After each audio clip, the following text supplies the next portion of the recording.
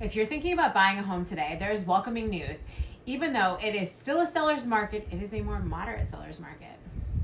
And the days of feeling like you need to waive contingencies or pay drastically over asking price to get your offer considered may be coming to a close. Today, you should have less competition and more negotiation power as a buyer.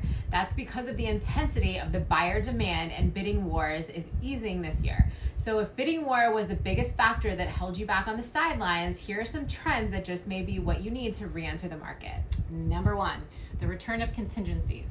Over the last 2 years, more buyers were willing to skip important steps in the home buying process, like the appraisal or inspection, to try to win a bidding war. But now, things are different. So the latest data from the National Association of Realtors shows the percentage of buyers waiving their home inspection and appraisal is down. So a recent article from Realtor.com points out that more sellers are willing to accept offers with contingencies. This doesn't mean that we're in a buyer's market now, but it does mean that you have a bit more leverage when it comes time to negotiate with the seller.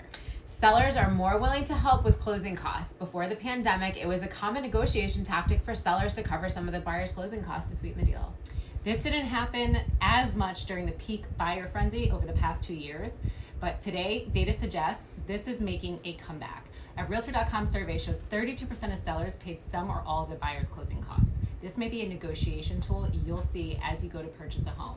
So just keep in mind, limits on closing cost credit are set by your lender and can vary from state and loan type. So work closely with your loan advisor to understand how much sellers can contribute to closing costs in your area.